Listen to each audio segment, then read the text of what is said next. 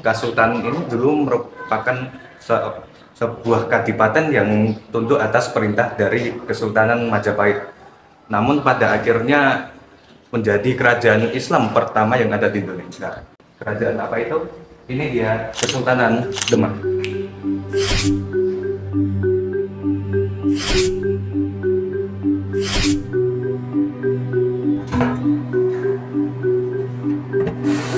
Demak, Jawa Tengah. 500 tahun yang lalu atau mungkin lebih bisa disebut abad ke-15. Berdirilah Kerajaan Demak atau juga bisa disebut Kesultanan Demak yang didirikan oleh Raden Patah. Jadi, mari kita mulai. Pertama-tama dari tokoh sentral dan yang paling utama di kerajaan ini, Raden Patah.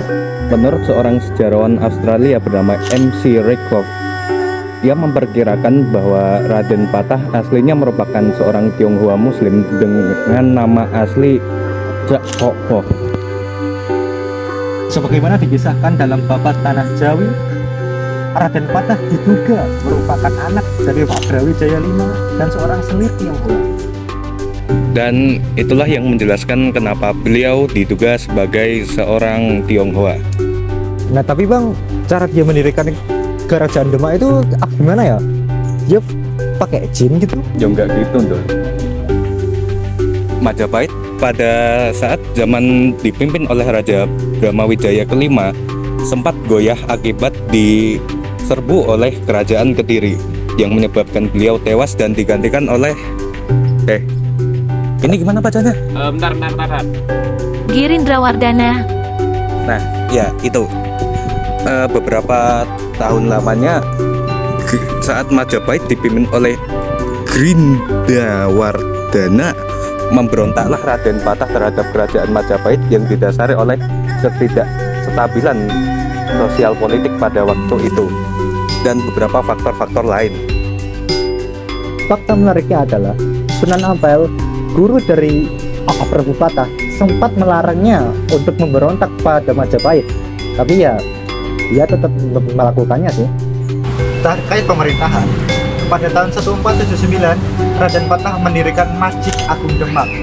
Dia juga memperkenalkan Salokantara sebagai kitab undang-undang kerajaan. Dan untuk umat beragama lain, dia juga sangat toleran. Melanjutkan tahta ayahnya, kini kita akan membahas tentang Adipati Unus, putra dari Raden Patah. Mas tahu Adipati Unus nggak, Mas? Adipati Unus. Oh iya tahu. Sebelum menjabat sebagai seorang sultan, Adipati Unus dikenal karena keberaniannya sehingga diangkat menjadi panglima perang. Pada tahun 1521, beliau juga lah yang memimpin pertempuran melawan Portugis di Malaka. Namun sayang, pada peristiwa tersebut beliau gugur. Wah, kok apal banget ya, Mas? Masnya pintar sejarah ya? Enggak, itu ada skrip. Setelah kita membahas para pemimpin kerajaan, sekarang kita akan membahas para tokoh yang memiliki peran penting dalam menyebarkan ajaran Islam di kerajaan. Salah satunya adalah Wali Songo, yang dimana tokohnya adalah Sunan Kalijaga. Beliau ini dikenal sebagai wali yang menyebarkan agama Islam di Pulau Jawa. Selain menjadi ulama, beliau ini juga seorang penasihat keraton, pelukis ulung, dan juga seorang seniman. Dalam upaya penyebarannya supaya bisa diterima oleh masyarakat, Sunan Kalijaga menggunakan cara-cara yang terbilang unik, yaitu dengan menyebarkannya lewat kesenian. Sunan Kalijaga sangat toleran kepada budaya lokal. Menurutnya, masyarakat akan menjauh jika diserang pendiriannya. Maka dari itu, cara Sunan Kalijaga adalah dengan bertahap.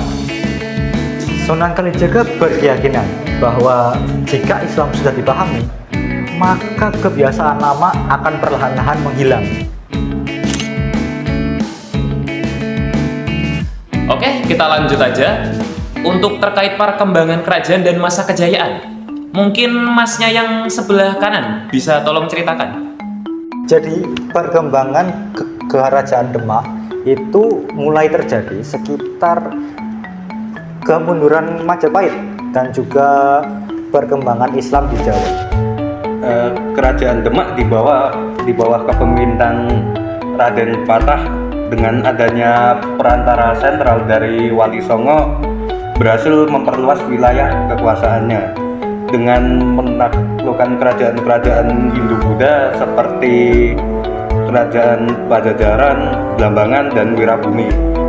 Puncak kejayaannya ada saat masa kepemimpinan Sultan Terngana, tepatnya sekitar 1521 sampai 1546 Masehi.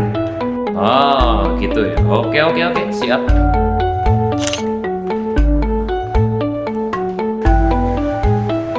Sekarang kita akan masuk ke masa peninggalan Kerajaan Demak. Yang pertama adalah Masjid Agung Demak yang didirikan pada masa kerajaan oleh Raden Patah. Yang kedua adalah pintu gledek yang ada di Masjid Agung Demak.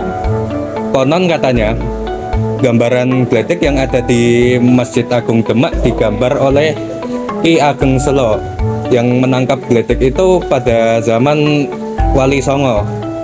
Dipercaya Raden Patah menyuruh Ki Ageng Selo untuk menggambarkan gledek itu pada pintu masjid.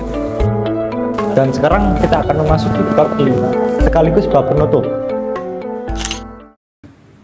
Sepeninggal Sultan Trenggono, maka pada 1546 Demak diambil alih oleh putranya Sultan Pahat Prawoto, dan di masa-masa inilah Demak mengalami kemunduran.